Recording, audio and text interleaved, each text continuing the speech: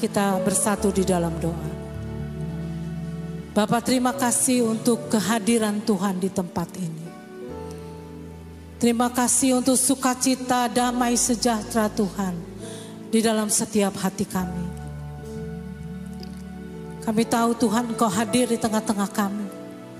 Engkau melawat setiap kami Tuhan. Roh-Mu tercurah atas setiap kami Tuhan. Kami yakin dan percaya ketika urapan itu datang dalam hidup kami. Ketika Roh-Mu tercurah dalam hidup kami, yang sakit disembuhkan di dalam nama Yesus, yang berbeban berat diberi kelegaan, bahkan ada pemulihan bagi setiap kami Tuhan.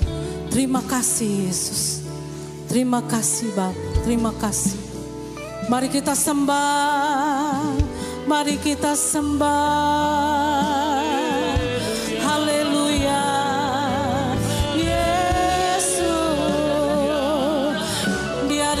Jamah kita, haleluya, sembah Dia, haleluya, haleluya, haleluya. Terima kasih Bapa, terima kasih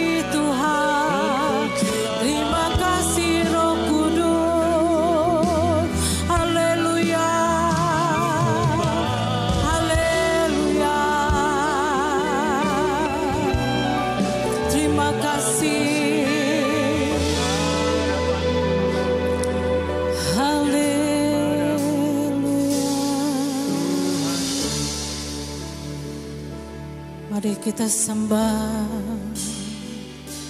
terima kasih.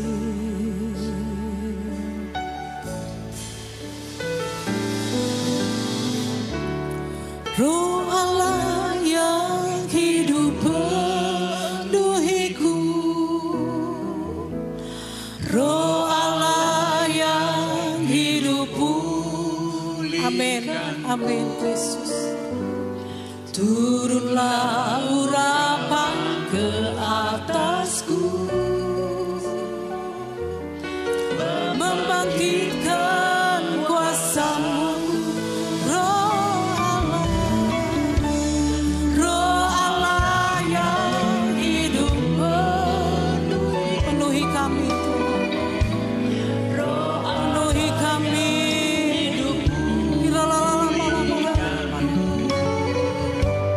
Turunlah urapan ke atasku,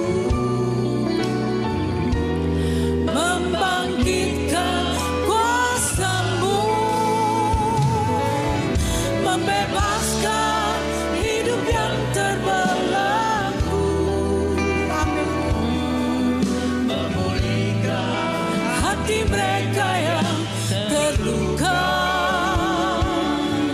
serta mencerikan mata yang buta. Jadikan hidupku aku dipenuhi urapan Bau, menyatakan kebesaran kuasa-Mu. Nyanyi dengan iman, Dia bekerja hari ini, Dia membebaskan kita, haleluya. Roh Allah yang hidup penuhiku, amin, amin. Roh Allah yang hidup pulihkanku, turun urapan ke atas, amin, amin. Membangkitkan kuasa-Mu, haleluya. Roh Allah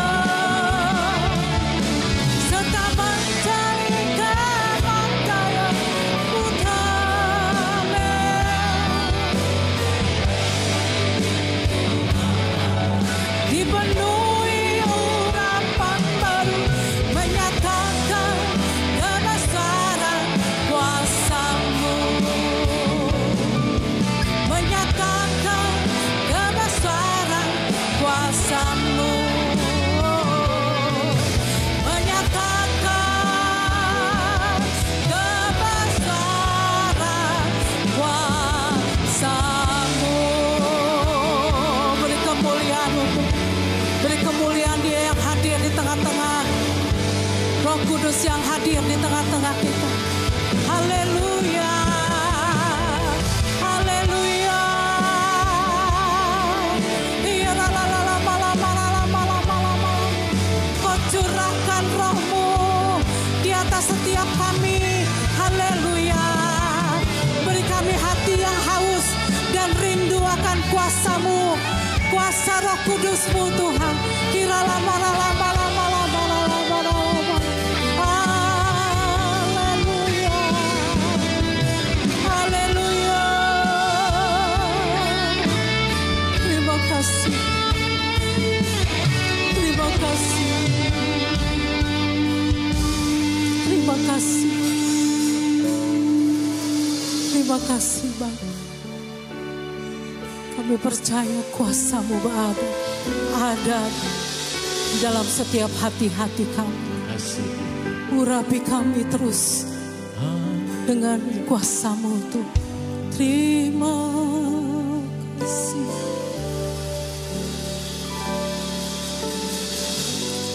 Allah Roh Kudus, mari penuhi kami. Penuhi kami. Katakan ku rindu, Kau selalu dalam hidupku, dalam hidupku. Haleluya. Allah Roh Kudus,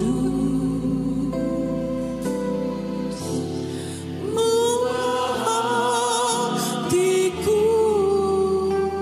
celikan kami Tuhan, celikanku, jamahlah ku rindu hadirat-Mu, ku sembah-Mu.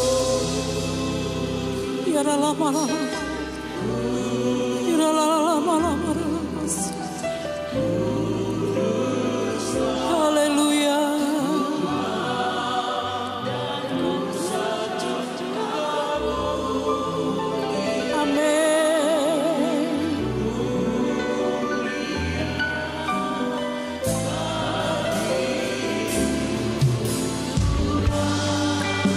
Haleluya. Allah Roh Kudus, Allah Roh Kudus, penuhi kami, penuhi kami. Ku rindu Kau selalu dalam hidupku. Allah Roh, amin. Kira lama hati kami, celikan kami, jamah kami.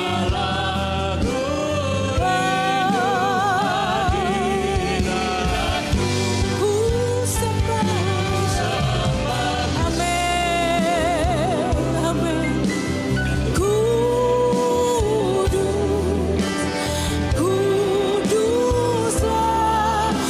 Tuhan, dan ku sanjung Kamu.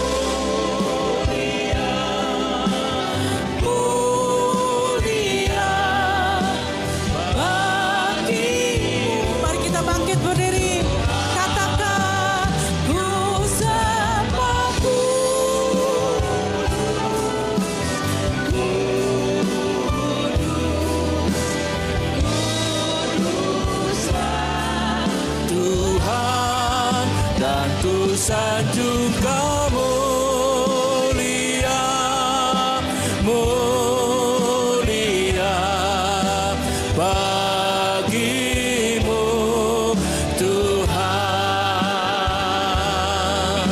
bagimu Tuhan.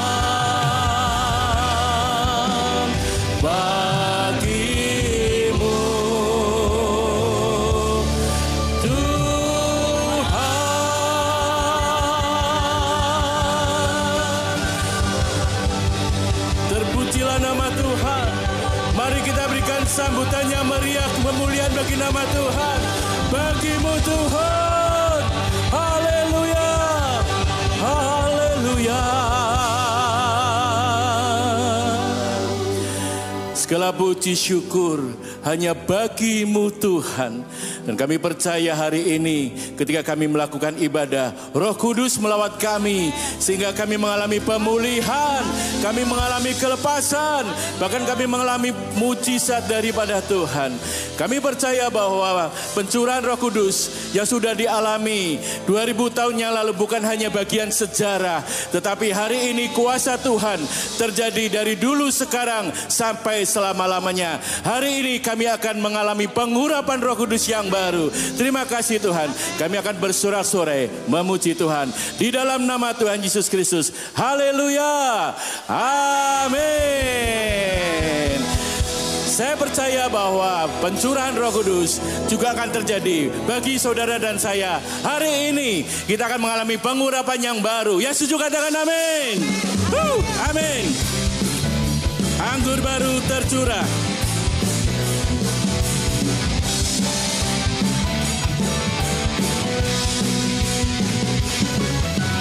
Anggur tercurah di tempat ini. Urapannya yang ajaib memulihkan umatnya.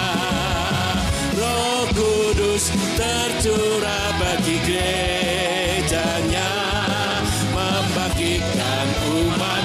Roh Kudus tercurah. Roh Kudus tercurah di tempat ini. Urapannya yang ajaib. Amin. Memulihkan umatnya. Roh Kudus tercurah bagi gerejanya, membangkitkan umat pilihannya. Hari inilah harinya Tuhan,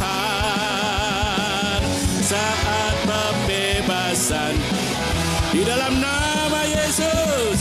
Amin. Belenggu dosa telah dipatahkan. Mari bersorak bagi Dia. Hey, anggur baru tercurah. Amin. Mari berkati kanan kiri saudara-saudara semua. Haleluya. Minyak baru tercurah di umatnya, nyata kuasanya. Roh Kudus hari ini tercurah bagi saudara dan saya. Ya, setuju katakan amin. Luar biasa Roh Kudus. Amin. Roh Kudus tercurah di tempat ini. Urapannya yang ajaib memulihkan umatnya. Roh Kudus tercurah bagi gerejanya, membangkitkan umat pilihannya. Hari inilah harinya Tuhan,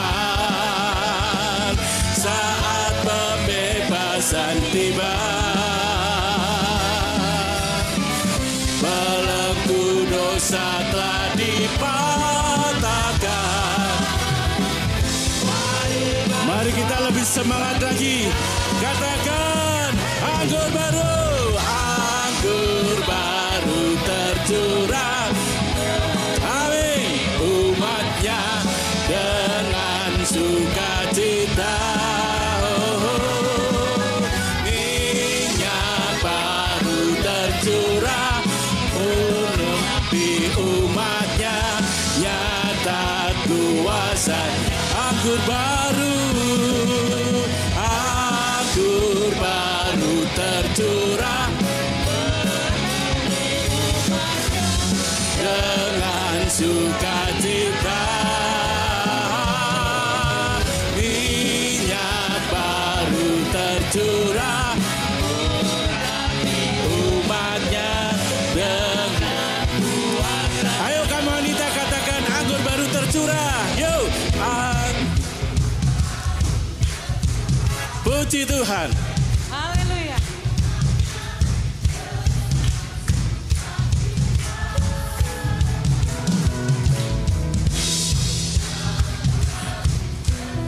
Anggur baru tercurah bagi saudara dan saya.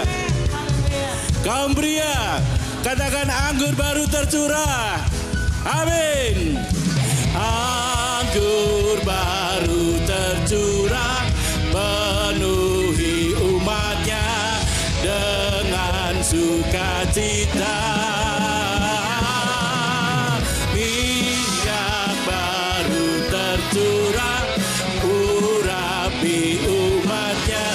Bersama-sama dengan iman katakan, anggur baru tercurah. Amin. Anggur baru tercurah. Amin. Penuhi umatnya dengan sukacita. Minyak baru umatnya, nyata kuasanya. Nyata kuasa Tuhan nyata bagi kita semua. Nyata kuasanya.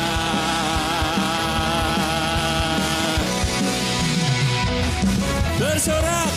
Hey, puji Tuhan. Silakan duduk Bapak Ibu sekalian. Kita senantiasa butuh kuasa Roh Kudus.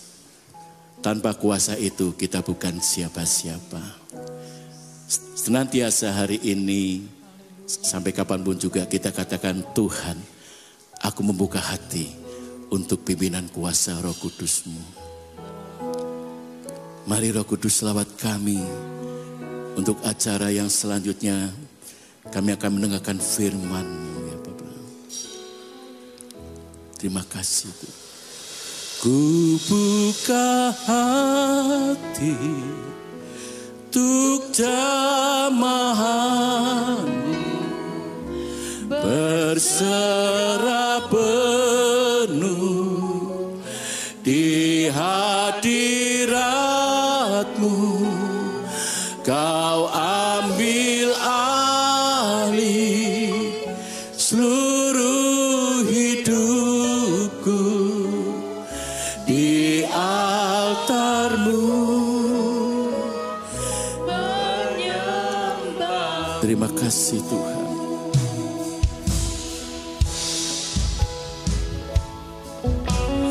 Roh-Mu yang hidup penuhiku, mengalir dalamku. Jiwaku tenang bersama-Mu dalam naung. Dengan segenap hatimu katakan, ku buka hati. Inilah kerinduan kami Tuhan. Kami butuh jamahan-Mu. Amin. Di hadirat-Mu Kau ambil alih seluruh hidupku. Di altar-Mu menyembah. Roh-Mu yang kudus pulihkanku. Roh-Mu yang kudus pulihkanku. Engkaulah damaiku. Ku hidup oleh anugerah-Mu yang menyertai. Dengan iman katakan, yang menyertaiku. Yang menyertai. Kami buka hati bagi-Mu Roh Kudus. Buka hati untuk jamahan. Amin. Di hadirat-Mu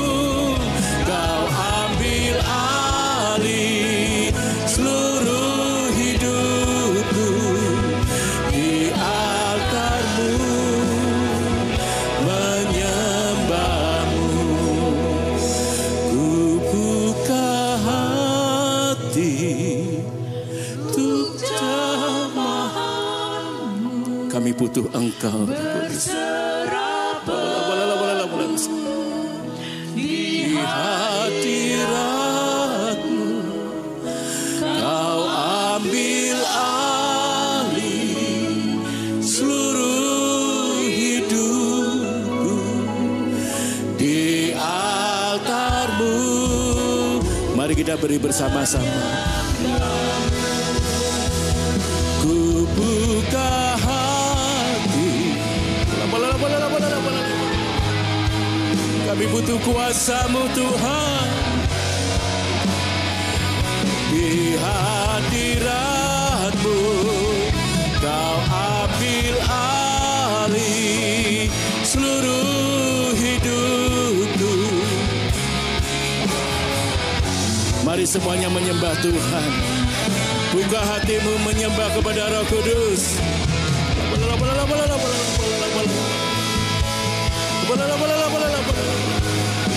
Kami butuh pengurapan Tuhan. Kami butuh kuasa-Mu. Haleluya.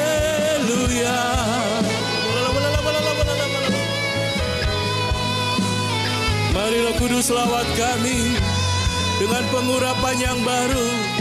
Haleluya. Haleluya. Mari terus menyembah Tuhan. Jangan sia-siakan waktu ini. Katakan, aku butuh Engkau Roh Kudus. Terima kasih. Haleluya.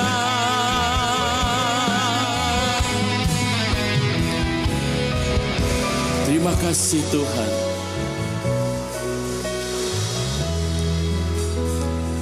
Ku buka hati.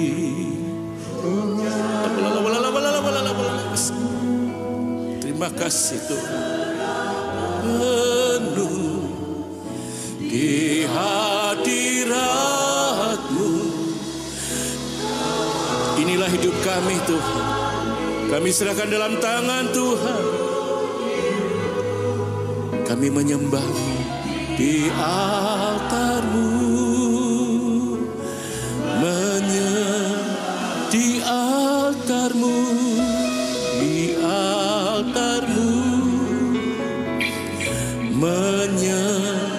Sekali katakan, di altar-Mu. Di altar-Mu. Menyembah-Mu.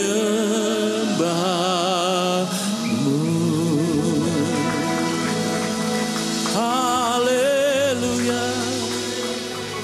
Terima kasih Tuhan. Terima kasih Tuhan. Hari ini firman berjudul gunakan karunia untuk melayani. Roma 12 ayat 6-8.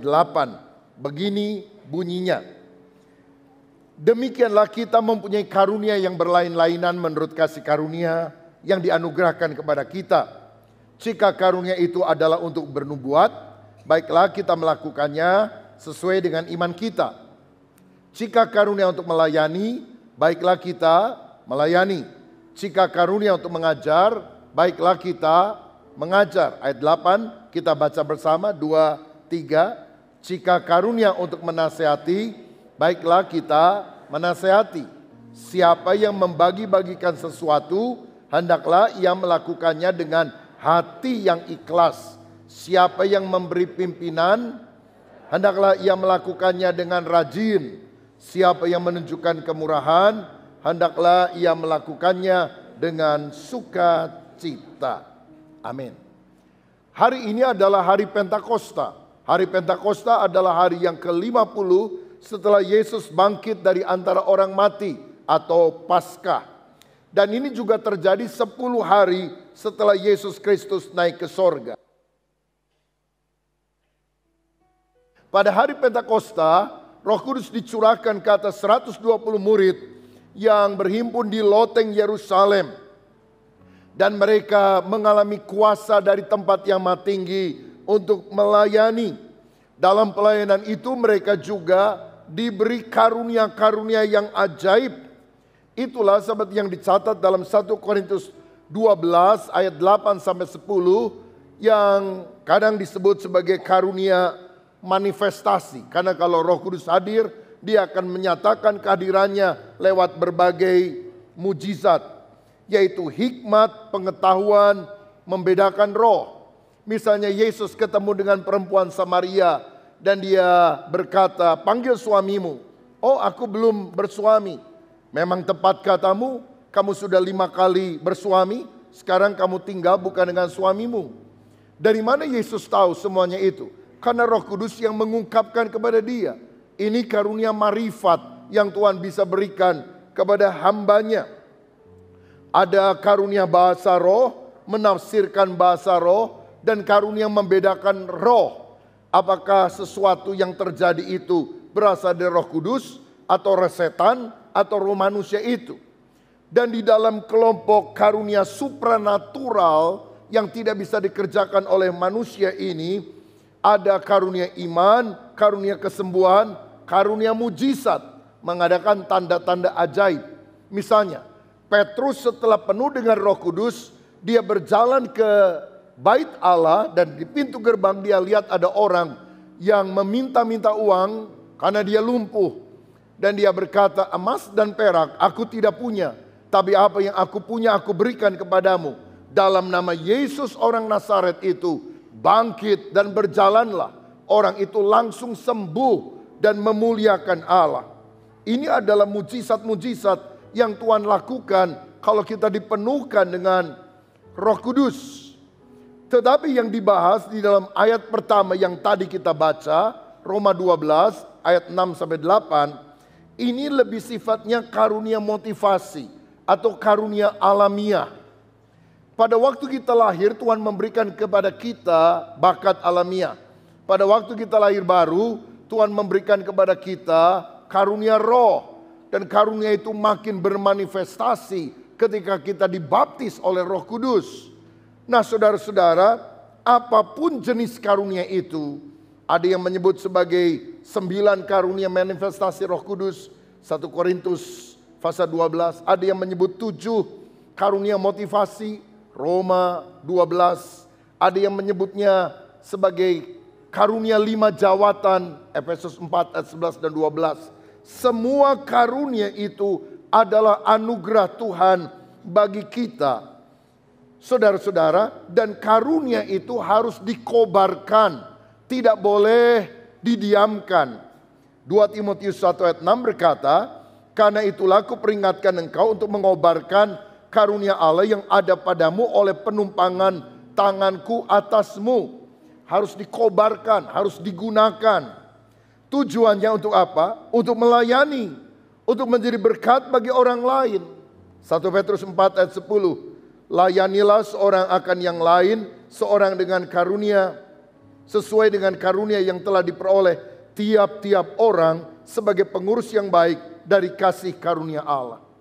Berarti setiap orang Kristen yang lahir baru punya satu karunia yang harus digunakan di dalam pelayanan. Jadi berkat bagi orang percaya yang lain. Saudara, kita telah memasuki peringatan 10 hari Pentakosta, menjelang Pentakosta. 10 hari kita mengadakan doa untuk kepenuhan Roh Kudus. Dan saya berdoa supaya saudara mengalami lawatan Roh Kudus. Tapi setelah kita dilawat oleh Tuhan, apa yang harus kita lakukan? Melayani. Karena karunia adalah pemberian Tuhan bagi kita. Sedangkan pelayanan adalah apa yang kita lakukan dengan Tuhan melalui pemberian tersebut. Karunia adalah anugerah Tuhan bagi kita. Tetapi pelayanan adalah bagaimana kita menggunakan karunia Tuhan itu untuk jadi berkat bagi orang lain dan mendatangkan kemuliaan bagi nama Tuhan.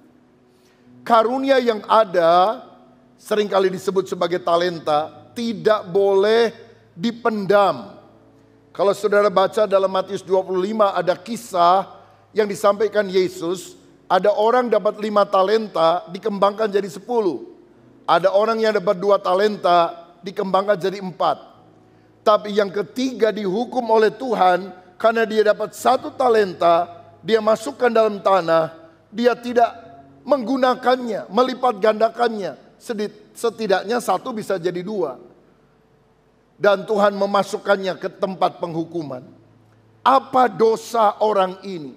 Dia tidak korupsi, dia tidak membunuh. Dosanya adalah tidak melakukan apa-apa. Dosanya tidak terletak dari apa yang dia lakukan. Dosanya justru terletak dari apa yang dia tidak lakukan. Tahu nggak saudara? Nggak ngapa-ngapain bagi Kristus adalah dosa. Jika engkau tahu bisa melakukan sesuatu yang baik, tapi engkau tidak melakukannya, engkau berdosa, kata firman Tuhan. Tuhan tidak mau kita jadi orang Kristen yang hanya datang, duduk, nyanyi-nyanyi sedikit, dengar khotbah sedikit, kolekte sedikit, lalu pulang, hati dongkol sedikit, dan kita tidak melakukan apa-apa bagi Tuhan. Tuhan sudah memberi saudara karunia. Karunia harus digunakan. Jangan hanya puas, saya orang Kristen yang baik, tiap minggu datang ke gereja, nggak pernah bolos, it's okay. Tapi, apa saudara sudah melayani Tuhan? Apakah saudara sudah berbuat sesuatu untuk kemuliaan nama Tuhan dengan pemberian gifts, karunia, talenta yang Tuhan telah berikan kepada kita? Semua anggota tubuh Kristus harus berfungsi. Tidak boleh hanya jadi penonton. Dan tiap orang mendapatkan karunia yang berbeda-beda untuk saling melengkapi. Boleh saya tanya, kalau saudara lagi makan pakai sendok dan garpu, yang lebih penting sendok atau garpu? Yang lebih penting sendok atau garpu? Makan steak. Sendok atau garpu? Kedua-duanya. Karena beda fungsinya. Bahkan kita perlu pisau. Fungsi-fungsi itu tak tergantikan. Harus saling melengkapi. Kalau ada dua keping puzzle berbeda. Tapi kalau direkatkan satu dengan yang lain, akan saling cocok satu dengan yang lain. Bukan karena persamaannya, tapi karena perbedaan. Suami dan istri beda. Tapi dalam sebuah pernikahan, pernikahan itu bukan bertanding, tapi harus bersanding, saling melengkapi. Suami harus belajar mengerti isi hati istrinya, pasangannya. Sebab walaupun suami pinter, gelar berderet, profesor, doktor, karburator kotor bocor, tapi paling sulit mengerti istrinya. Ribuan buku telah ditulis dengan judul Memahami Wanita. Tidak paham juga saudara-saudara. Nah tetapi justru kalau kita sadar kita berbeda, kita harus saling melengkapi satu dengan yang lain. Saudara lapar. Yang lapar apanya? Perutnya. Lihat di meja ada lemper. Lihat dengan apa? Mata. Maka kita jalan untuk ambil lemper itu. Yang melangkah apa? Kaki. Yang ngambil lemper? Tangan. Yang makan? Yang kenyang?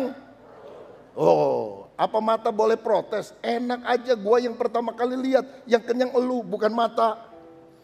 Tapi kaki bilang, kalau aku nggak kesana juga, kamu nggak bisa makan. Saudara-saudara, kan nggak boleh terjadi keributan. Semuanya bekerja sama-sama, perut kenyang, tapi perut juga kemudian mengolahnya menjadi energi, mengedarkan dalam darah, sehingga akhirnya kita bisa kuat, sehat. Matanya kuat, kakinya kuat, tangannya kuat, semuanya kuat karena apa? Ada kerjasama, ada perpaduan. Nah tadi pagi saya sudah menjelaskan dari 7 karunia motivasi yang sifatnya alamiah yang harus digunakan di dalam pelayanan.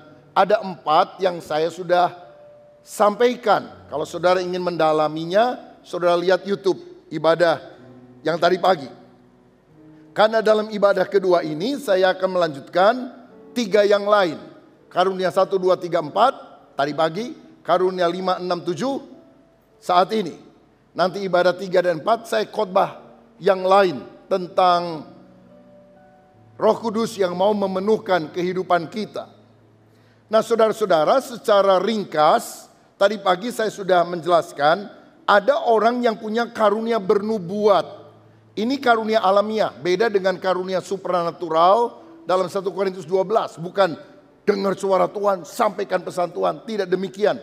Tapi ini adalah kemampuan alamiah, di mana orang itu mengenal kehendak Allah secara tepat. Dia tahu, dia peka, mana yang benar dan salah, mana yang baik dan buruk.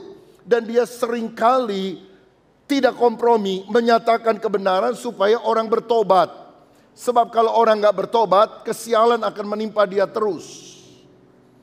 Contohnya di dalam Alkitab Yohanes Pembaptis, yang selalu khotbahnya bertobatlah, kalau tidak murka Allah akan turun dalam kehidupanmu. Ada orang begitu lihat orang salah, mungkin pasangan bilang udahlah biarinlah, tapi dia bilang gak bisa.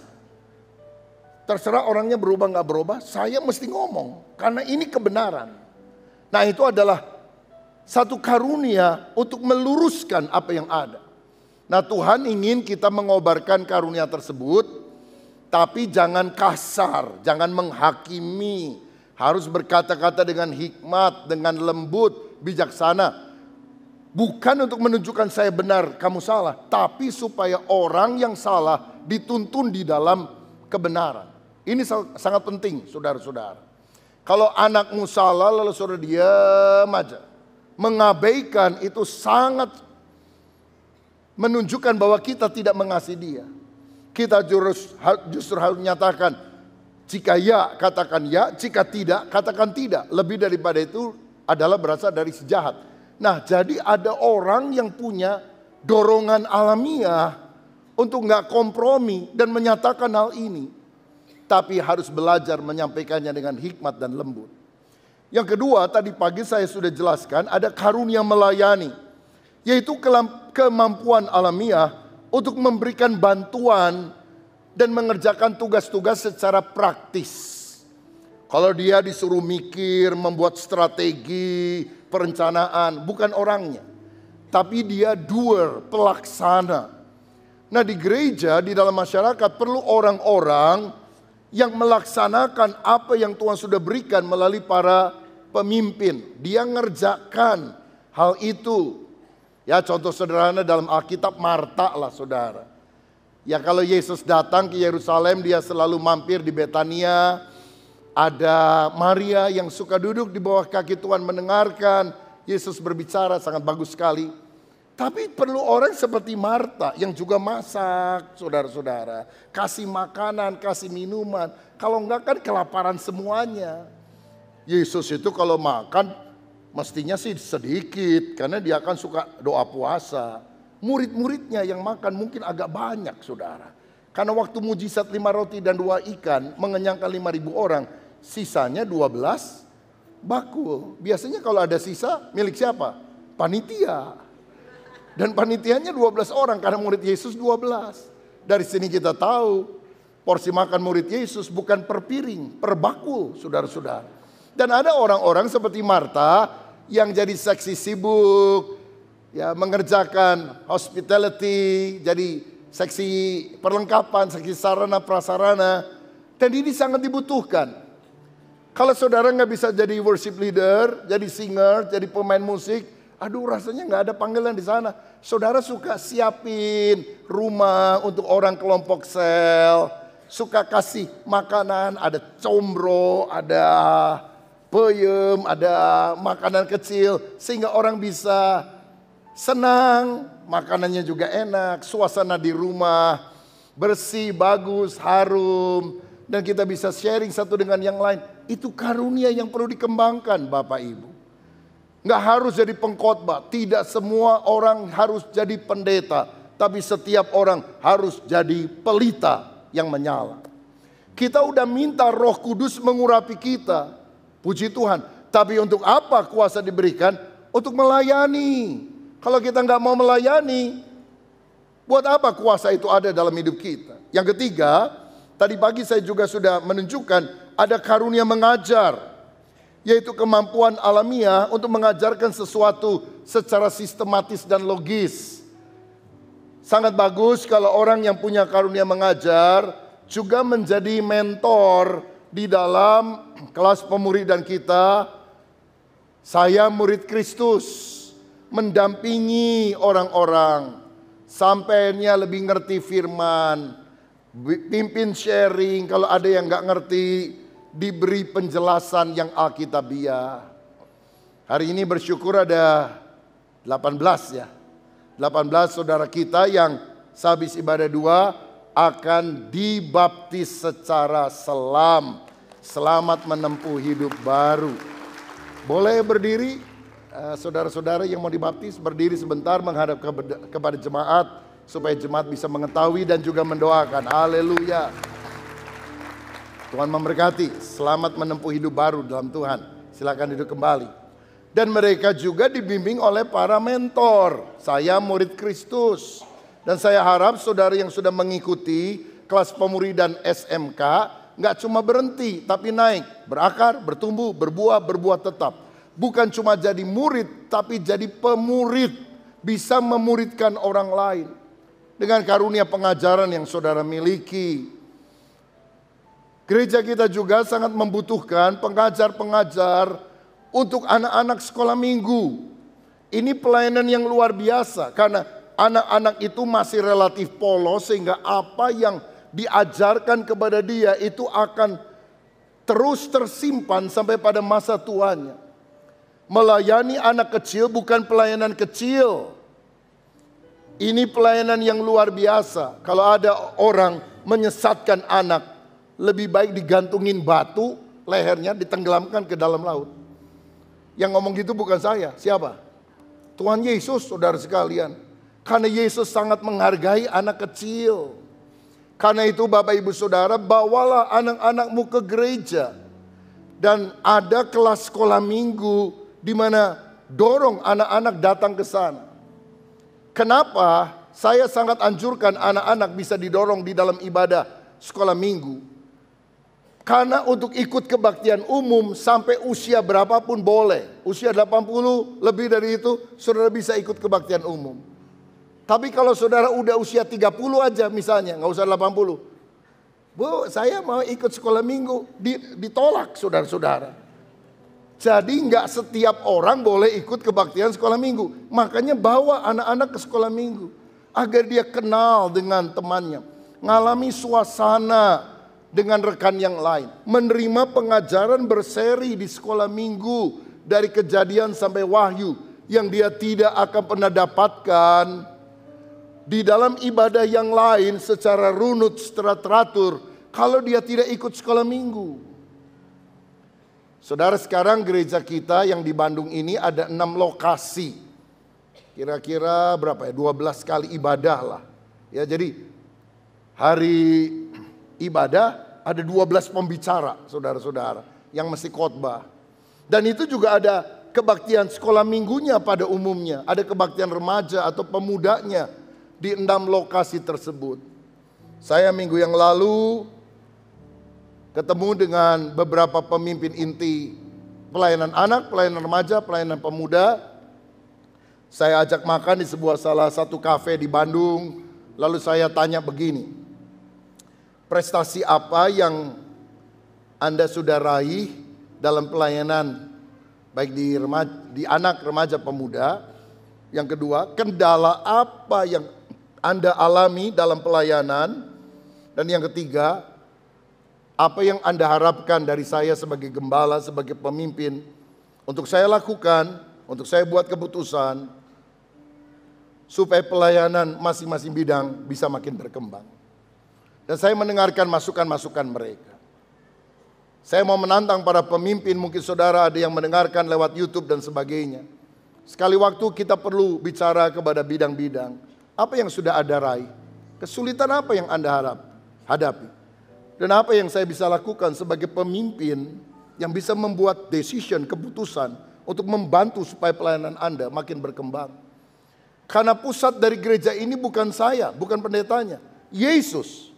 Sehingga Yesus dan pekerjaannya harus dimuliakan, harus maksimal. Sedangkan kita semuanya adalah alatnya, hambanya, kacungnya. Dan kalau kita dipercaya di dalam bidang tertentu, kita bisa membuat keputusan, kita dorong yang lain. Saya kemarin dengar anak sekolah minggu kita mungkin kira-kira 500 lebih, hampir 600 orang di 6 lokasi. Guru yang ada dari jemaat kira-kira 60-an. Yang lain dibantu oleh mahasiswa sekolah teologi sampai 80 lebih atau hampir 90. Tapi ya dari 60 itu kan kadang-kadang gak bisa melayani setiap minggu. Ada yang 2 minggu atau 3 minggu dalam 1 bulan. Dan di berbagai lokasi masih sangat kurang orang-orang yang melayani di sekolah minggu. Kalau saudara berkata, saya merasa saya suka anak kecil, dan saudara akan dilengkapi, ya, ikut training-training yang ada supaya pelayanan anak itu makin berkembang dan kita bisa mengimpartasikan sesuatu yang baru bagi mereka semuanya. Melayani anak bukan pelayanan kecil, walaupun anaknya masih kecil. Kadang kita pikir anak itu kan masih setengah orang, kalau makan setengah piring, bayar setengah harga. Tapi satu kali ada seorang penginjil ternama bernama D.L. Moody. Dia pernah ditanya begini, Pak Pendeta, hari ini Anda menangkan berapa jiwa? 2,5. Hah, 2,5? Oh, saya tahu, pasti 2 orang dewasa dan 1 anak kecil ya. Karena anak kecil dianggap setengah kan? Salah. Hari ini saya memenangkan 2 anak kecil dan 1 orang dewasa. Loh, kenapa orang dewasanya dianggap setengah? Karena setengah hidupnya dia sudah buang sama setan. Dan cuma sisanya untuk Tuhan. Kalau 2 anak kecil dari sejak kecil dipersembahkan seluruh hidupnya bagi Tuhan. Jadi full hidupnya. Jadi 2,5. Pelayanan anak, pelayanan yang luar biasa. Saya ini dulu guru sekolah minggu loh saudara. Saya melayani sebagai guru sekolah minggu bertahun-tahun. Saya melayani dalam pelayanan remaja, pelayanan pemuda, pelayanan dewasa muda. Saya main musik, saya memimpin pujian. Saya melakukan segala macam pelayanan yang ada di gereja. Beresin gereja. Dulu bikin warta jemaat, masih zaman stensil itu. Yang warnanya hitam, saya melakukan hal tersebut. Apa saja yang bisa. Dan saya kadang melayani bukan di gereja pusatnya, bisa di cabangnya, saudara sekalian. Apa saja yang bisa dilakukan, dikerjakan. Bimbing orang yang mau menikah, membimbing prabaptisan, konseling, ngunjungi orang sakit, ngusir setan, bakar jimat. Jadi saya ini jadi hamba Tuhan, karena dari sejak awal, semua lapisan pelayanan, itu saya masukin, saudara sekalian. Dan saya tahu semakin kita melayani, semakin kita harus rendah hati. Kadang-kadang ada orang muda, melejit pelayanan, sombongnya minta ampun. Dia nggak berangkat dari bawah. Sesuatu harus mulai dari bawah. Sampai ketika kita diangkat oleh Tuhan ke atas. Kita berkata, saya cuma alat, saya cuma hamba, saya cuma doulos kurios, saya cuma kacungnya Tuhan. Saya diundang kemana-mana nggak pernah tanya pesawatnya apa, nanti disiapin apa, pelayanan aja. Apalagi kalau ke desa-desa, daerah-daerah. Saya atau istri sudah siapkan amplop, bagi berkat. Ya, Pak kita gini, ya ini berkat, berkat. Saya jadi ketua sinode, salah satu sinode terbesar di Indonesia dengan 7.000 gereja lokal. Tapi justru setelah jadi ketua sinode, saya lebih banyak keluar duit, saudara-saudara.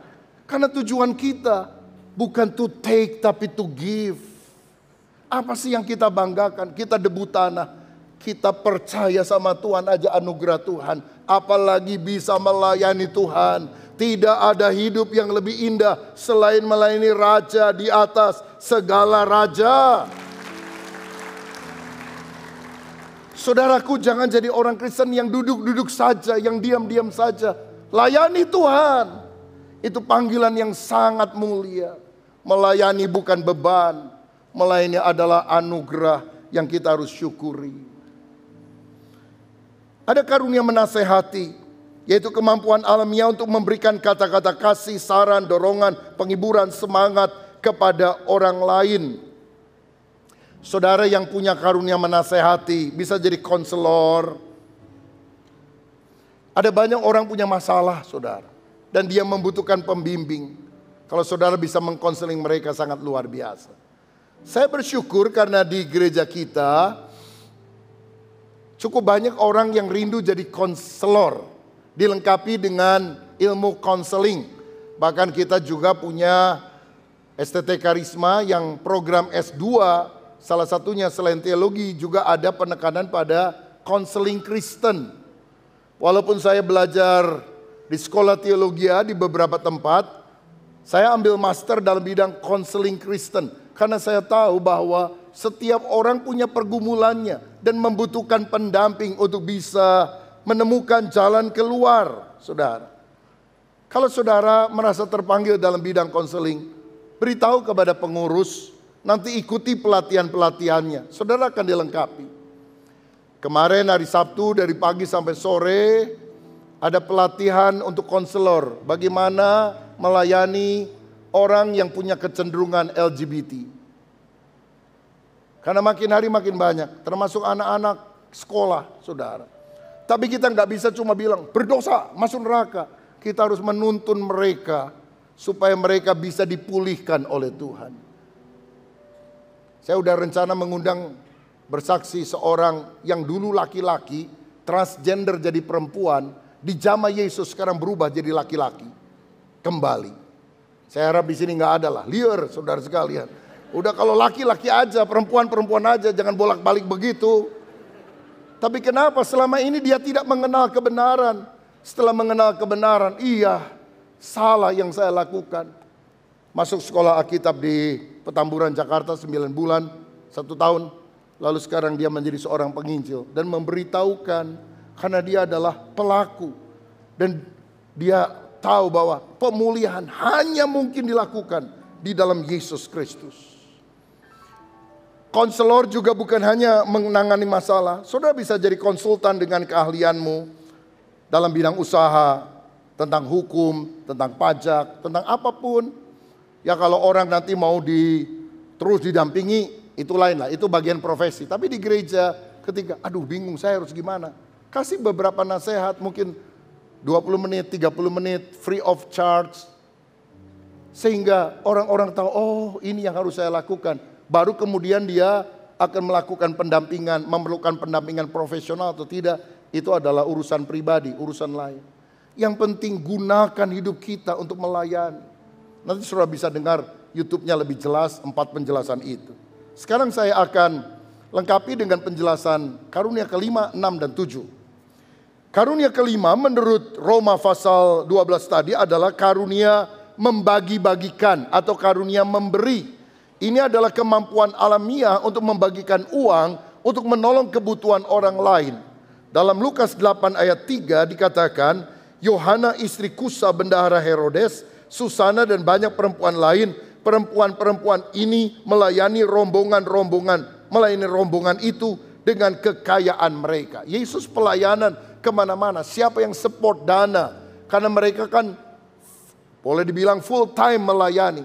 Ada orang-orang seperti Yohana, istri Kusa bendahara Herodes, Susana dan perempuan lain mensupport rombongan itu dengan keuangan mereka. Kalau saudara adalah orang yang mendapatkan karunia ini, engkau bisa jadi bendaharawannya Tuhan. Kalau dapat berkat, mengalir. Dapat berkat, mengalir. Kalau saudara maunya numpuk untuk diri sendiri, gak mungkin kita jadi bendaharawannya Tuhan. Tapi jadi bendaharawannya Tuhan itu ada enaknya. Karena pasti akan mengalir melalui saudara. Sehingga saudara yang pertama-tama akan diberkati oleh Tuhan. Apa cirinya bendaharawan Tuhan? Orang yang punya karunia memberi. Senang memberi secara nyata. Kalau konselor itu kan kata-kata kasih, doa, penghiburan. Jangan minta duit sama konselor. Mungkin dia juga nggak punya uang, saudara sekalian. Tapi kata-kata imannya menjadi berkat. Tapi orang yang punya karunia memberi, kalau saudara konseling sama dia, dia juga bingung. Udahlah pokoknya saya kasih duit aja sama kamu. Kira-kira seperti itu. Karena karunia memang berbeda. Begitu. Dia senang memberi secara nyata berupa uang atau barang. Dan dia lakukan tanpa pamrih. Bukan hanya bukan untuk mengharapkan balasan. Dan dia merasa puas jika pemberiannya menjadi jawaban atas kebutuhan orang lain. Dan umumnya orang seperti ini taat mengembalikan persepuluhan karena dia sadar 100% itu adalah milik Tuhan. Ada orang yang senang memberi, saudara-saudara. Happy gitu. Kalau disuruh khotbah, stres dia. Suruh nyanyi di depan umum, waduh bisa nggak kebaktian dia. Langsung migrain. Tapi kalau lihat orang nggak minta, dia lihat ada kebutuhan, dia suka memberi. Haleluya. Itu karunia yang harus dikobarkan. Saudara-saudara, kadang-kadang jadi hamba Tuhan itu ada enaknya, ada nggak enaknya. Kalau hamba Tuhan dapat atau pakai baju yang bagus, sabuk yang bagus, sepatu yang bagus, ambil uang perpuluhan. Dia nggak tahu banyak yang saya kenakan ini, saudara tahu mereknya apa? Casio, dikasih orang. Saya sudah sekian tahun nggak pernah bikin baju batik, tapi kalau saya khotbah di TV, di mana, di YouTube, pakai batik, orang suka bilang, wih, batiknya bagus-bagus dari sutra, pasti mahal. Lalu netizen lain bilang, wah pendeta kok bermewah-mewah, bajunya bagus banget. Dia nggak tahu sudah sejak berapa tahun ada yang suplai batik buat saya, saudara-saudara. Jas saya hampir nggak pernah bikin. Karena apa? Ada orang waktu saya khotbah di sebuah kota di Sumatera, dia lihat, Pak Pendeta boleh nggak saya ukur badan Bapak? Jadi dia datang ke hotel bawa meteran. Lalu Anda siapa? Saya tailor Pak, penjahit. Pak Jokowi atau Pangdam atau apa kalau kesini saya yang jahitin bajunya. Dan saya ingin jahit baju untuk Pak Pendeta. Oh ya, terima kasih. Jadi dia udah punya ukuran saya. Tidak berapa bulan dia kirim, saudara-saudara. Kalau ada Bapak itu yang dengar program ini, diberkatilah engkau oleh Tuhan.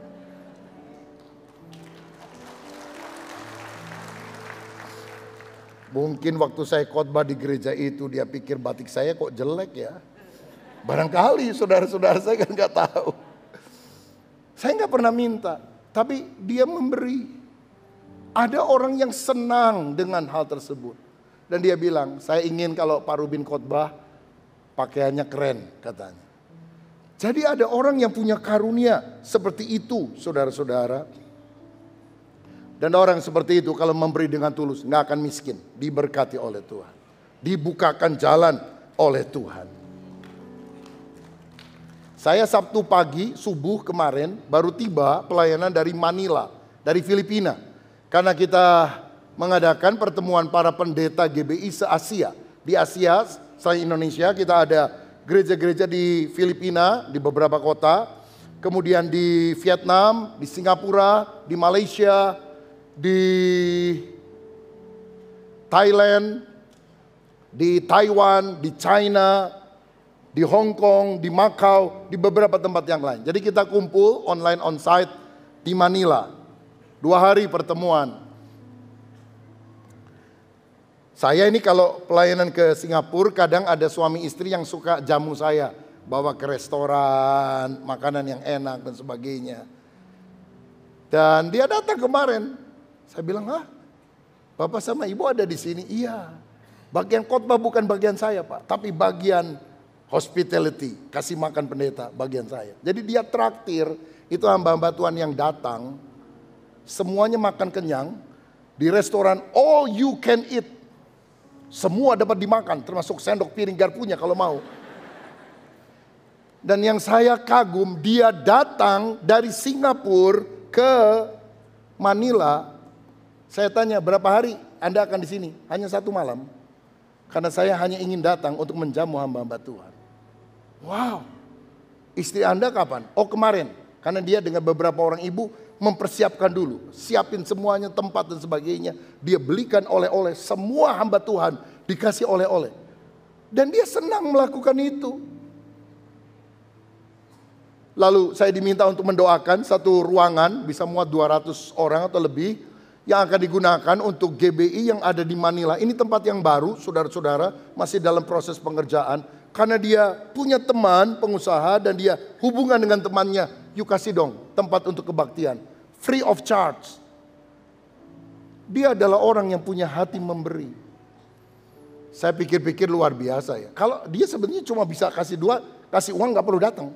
Bisa kan?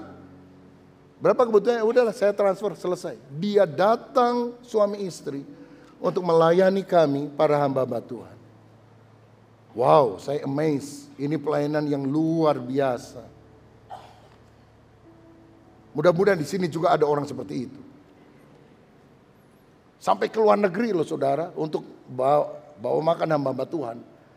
Tapi kalau saudara di Bandung aja kagak mau, berarti bukan saudara orangnya, begitu ya. Ya tiap orang kan punya karunia yang berbeda. Jadi dia senang memberi secara nyata berupa uang, barang, tanpa pamrih, tanpa mengharapkan balasan. Merasa puas jika pemberiannya menjadi jawaban atas kebutuhan orang lain. Dan umumnya mereka adalah orang yang taat memberikan persepuluhan. Karena yang diberi itu persepuluhan minimal sekali. Mereka tahu 100% hidup mereka adalah milik Tuhan. Saudara, sampai hari ini kita bisa bangun dalam Battle Project yang dikerjakan oleh Sinode GBI yang Tuhan percayakan untuk saya pimpin. Ada 57 gereja.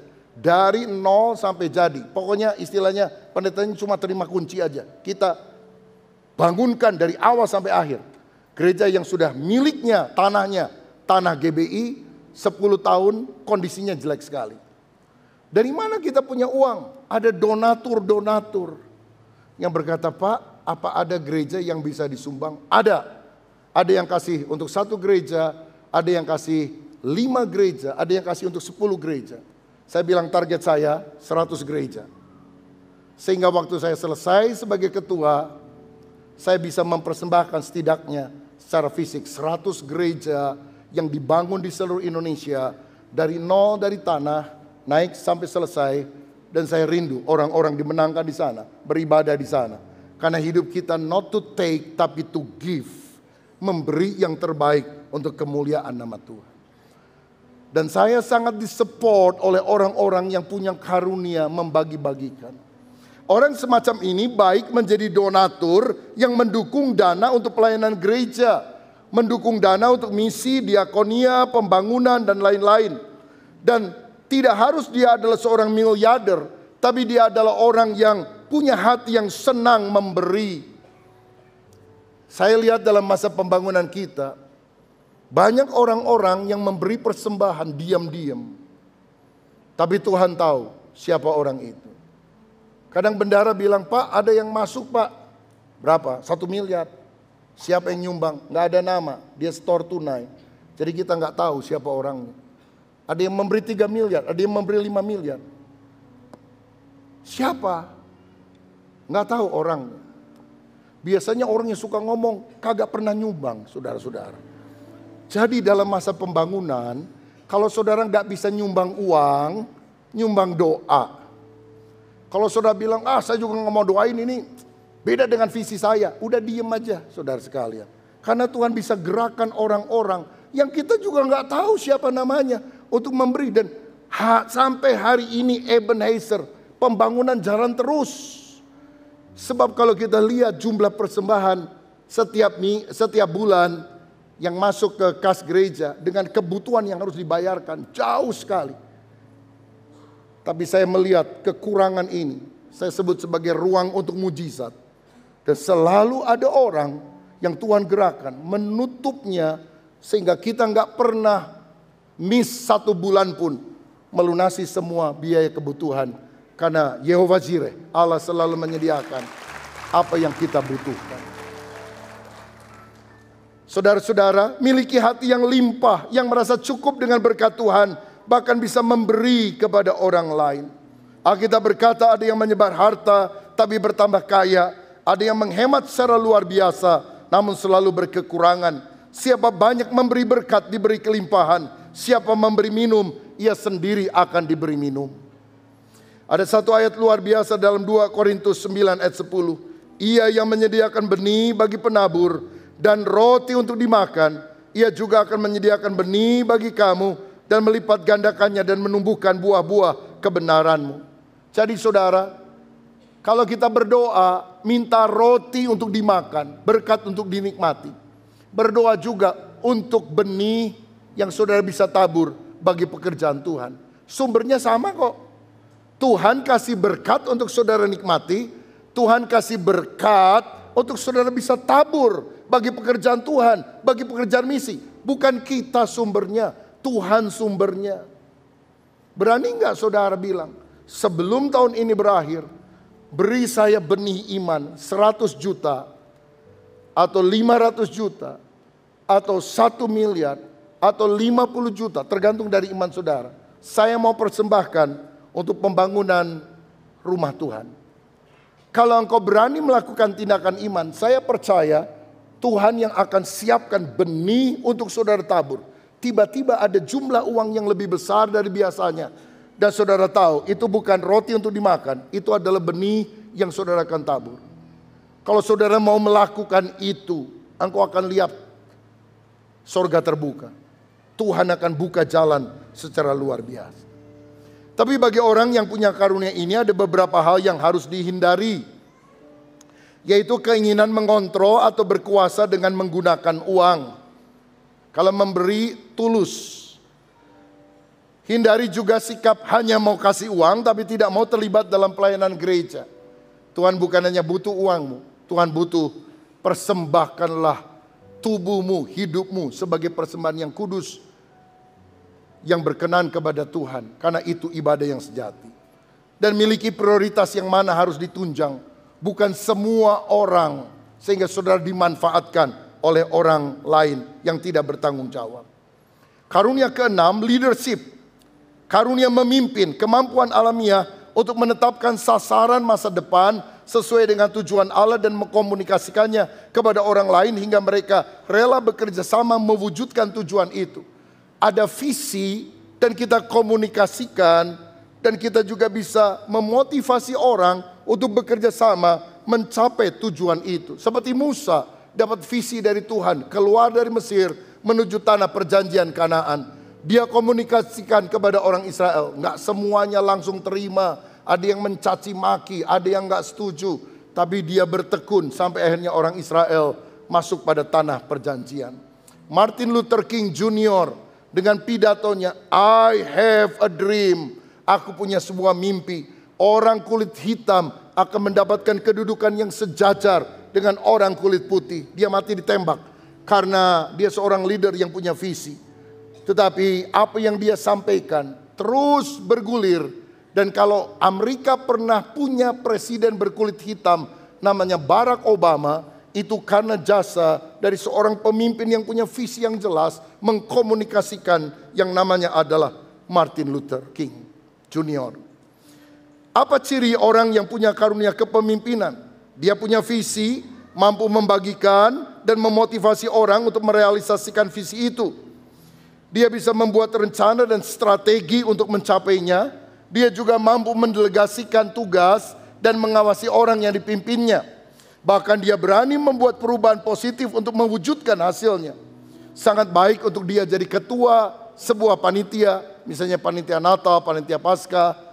Koordinator pelayanan, misalnya ibadah 1, 2, 3, 4. Ketua kelompok sel atau BIKOM. Saudara tahu visinya, pengembangan jemaat. Pertumbuhan rohani jemaat. Dan kita terus mengarahkan orang-orang kita untuk mencapai hal tersebut. Saudara-saudara, dibutuhkan seorang leader untuk bisa melakukan terobosan-terobosan yang berasal dari Tuhan. Saya pernah bicara kepada Pak Billy, koordinator ibadah 2. Mungkin selama beberapa bulan ini saudara tidak lihat dia. Bukan dia mundur, dia ke Sumarekon, saudara. Karena saya waktu kasih tugas kepada beliau, saya bilang, you jadi koordinator ibadah Mekarwangi 2. Tapi siapkan beberapa kelompok karena kita akan buka di Sumarekon. Kita akan buka di Cimahi. Kita akan buka di tempat lain. Pasukannya dari ibadah Mekarwangi 2. Dan saya sudah bilang, kita bersyukur karena melihat data. Begitu tempat-tempat baru dibuka, di sini nggak turun saudara. Tapi jumlah jemaat makin naik. Karena inilah waktunya kita menuai jiwa-jiwa untuk kemuliaan nama Tuhan. Dan saya sudah bilang juga kepada beberapa pengurus Pak Yanto tadi pagi. Ibadah 2 kita bisa split. Supaya lebih banyak seats yang kita bisa siapkan untuk orang-orang yang mau datang. Sekarang sudah mulai penuh. Ya baik di bawah maupun di atas. Mungkin nanti kebaktian jam 7.15, jam 9.15, jam 10.15. Jadi setengah 11 bisa dibagi 9.15 atau 11.15. Kita masih berdoa mempersiapkan semuanya itu. Jadi perlu ada seorang leader yang berkata, kita harus melangkah ke sini. Dan orang-orang support semuanya. Tujuannya supaya nama Tuhan dipermuliakan. Kita punya masalah dengan parkir. Tapi saya percaya selalu ada solusi. Kita bisa buat di depan atau ibadahnya di split. Dan saya percaya nggak lama ketika split terjadi, pertumbuhan akan terjadi. Karena ini waktunya jiwa-jiwa dimenangkan, diselamatkan untuk kemuliaan nama Tuhan. Dan lebih banyak pemimpin baru, pelayan yang baru yang dibutuhkan. Ayo saudara, layani Tuhan, layani sesama, jadi leader-leader. Dan kalau saudara perhatikan, di setiap tempat ibadah selalu ada rohaniwan di sana. Tapi selalu ada pengusaha yang saya minta menjadi koordinator ibadah, menjadi tim dan sebagainya. Karena kerjasama rohaniwan dan usahawan harus terjadi bagi pengembangan gereja yang lebih cepat. Dan saya percaya kalau semua orang tahu tempatnya, pelayanan imamat dan pelayanan rajani, ini akan Tuhan berkati secara luar biasa. Nah, kalau kita punya karunia kepemimpinan, hindari beberapa hal. Jangan kecewa bila orang lain tidak punya visi yang sama atau tidak meresponinya. Kita harus lebih sabar menjelaskan visi itu. Jangan suka mempertahankan visi dengan menutup diri terhadap pendapat orang lain, tapi bersikap terbuka terhadap saran dan kritik. Yang ketiga, jangan memanfaatkan orang lain untuk memenuhi ambisi pribadi, tapi semua harus dilakukan demi keuntungan atau pertumbuhan bersama-sama. Yang keempat, seringkali orang dengan karunia kepemimpinan mudah tertarik kepada gagasan baru, padahal yang lama belum selesai. Dan kita harus konsisten menuntaskan tugas dengan excellent satu demi satu. Yang terakhir dan setelah itu saya selesai adalah karunia kemurahan.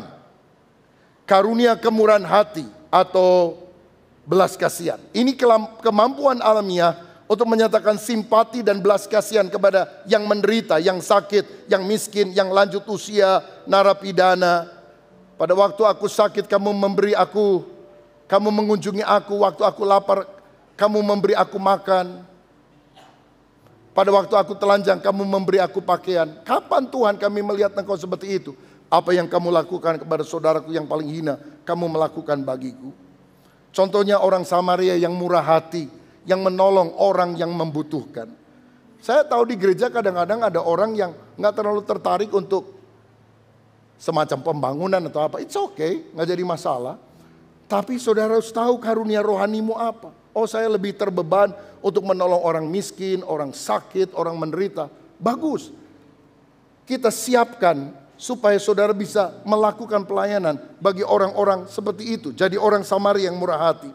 Cirinya suka memperhatikan dan menolong orang lain, rela berkorban, terbeban merawat orang yang luka hati sampai sembuh, suka membela orang yang lemah.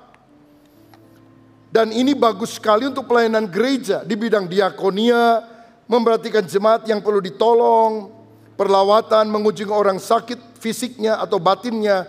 Jadi juru damai karena menyukai persatuan dan bukan perpecahan. Saudara, saya dorong saudara masuk pelayanan diakonia. Menolong mungkin anggota jemaat yang kurang mampu, yang miskin. Juga pelayanan sosial masyarakat. Kita harus memberkati gereja di mana Tuhan tempatkan kita. Berapa waktu lalu kita sudah siapkan pemakaman, jadi kalau ada jemaat yang meninggal, nggak usah bingung cari tempatnya, kita sudah siapkan makamnya.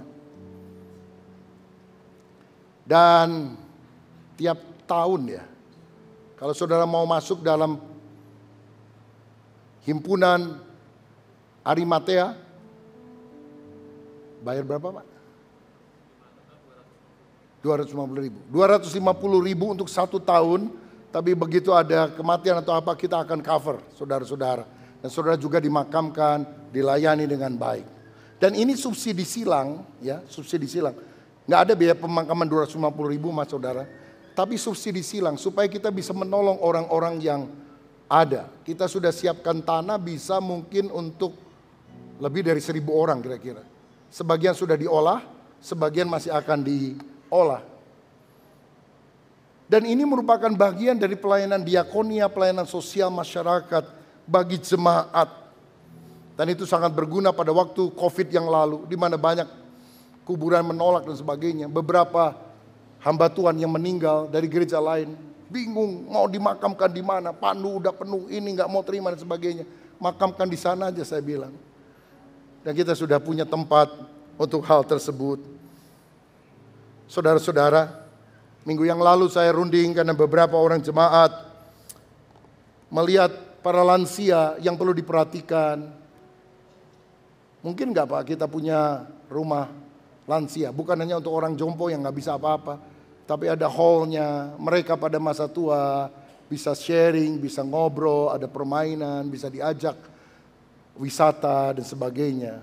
Saya bilang ya beberapa dari Anda yang mau duduk sama-sama, pikirkan sama-sama, kalau perlu bikin yayasan sama-sama, gereja memfasilitasi sesuai dengan karunia tiap-tiap orang untuk melayani Tuhan dan sesamanya. Yang perlu dihindari adalah memakai perasaan saja sehingga mudah tertipu. Kita harus minta hikmat dari Tuhan. Orang yang punya belas kasihan, aduh kasihannya. Kadang-kadang sulit menerima, menolak bila diminta pertolongan. Tetapkan prioritas mana yang harus ditolong. Kadang-kadang ada orang masuk ke komsel-komsel, menjual kesusahannya, dibantu. Dan saya udah ngomong kepada koordinator, kepada ketua komsel, kalau begitu bantu carikan pekerjaan. Sayangnya begitu dikasih kerjaan gak mau kerja, hanya mau minta uangnya. Saya bilang tolak orang semacam itu. Kalau dia benar-benar susah gak punya uang, kasih uang supaya dia bisa makan. Ada pelayanan diakonia. Tapi lebih daripada itu, dia harus bekerja. Jangan cuma mengharapkan dari orang, tidak mendidik. Dan kita mau melakukan itu supaya juga orang bisa terdidik dalam pekerjaan yang baik. Cari informasi data yang lengkap sebelum memberi pertolongan agar hasilnya menjadi maksimal. Pendek kata, ada banyak kerja di ladang Tuhan. Maukah saudara terlibat dalam pelayanan? Kalau hari ini saudara terbeban, mungkin dalam pelayanan diakonia, pelayanan pemakaman, pelayanan perlawatan kepada orang-orang sakit, atau pelayanan apapun yang Alkitab katakan. Katakan ini aku, utuslah aku mau melayani Tuhan. Hidupmu tidak akan sia-sia. Hidupmu dipakai Tuhan jadi berkat bagi orang lain. Kiranya Roh Kudus mengurapi kita sehingga kuasa itu kita gunakan untuk melayani banyak orang. Tuhan memberkati. Segala puji syukur bagimu, ku tinggikan namamu selalu. Kemuliaan hanya bagimu. Terpujilah namamu, segala puji, segala puji syukur bagimu. Ku tinggikan namamu selalu. Kemuliaan hanya bagimu. Terpujilah namamu, terpujilah namamu, terpujilah namamu.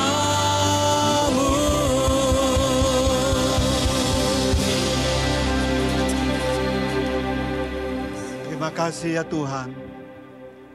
Dan Engkau telah melawat kami pada siang hari ini ya Tuhan.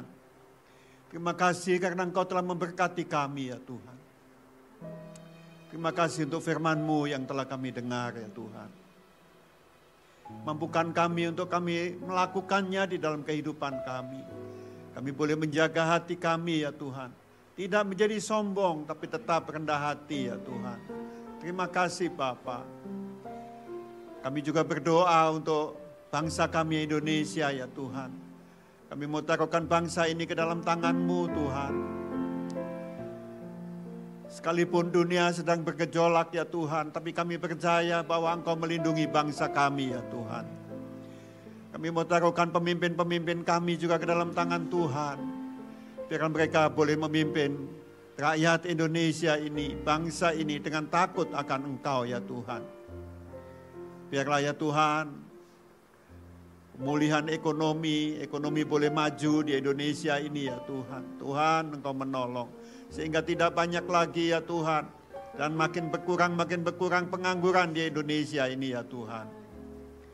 Terima kasih Bapa. Kau juga memberkati umat-Mu ya Tuhan. Kami percaya yang sakit Tuhan sudah sembuhkan. Yang lemah Tuhan sudah kuatkan kembali. Dan sebentar kami akan pulang meninggalkan tempat ini. Dan kami percaya Engkau menyertai kami semua. Sekarang saudara sekalian, mari angkat tanganmu dan siapkan hatimu. Dan kiranya damai sejahtera dari Allah Bapa, kasih sayang dari Tuhan kita Yesus Kristus, penyertaan, penghiburan, persekutuan dengan Roh Kudus, selalu menyertai kita masing-masing, mulai siang hari ini, kekal sampai selama-lamanya. Mari kita semua katakan, amin. Tuhan Yesus memberkati.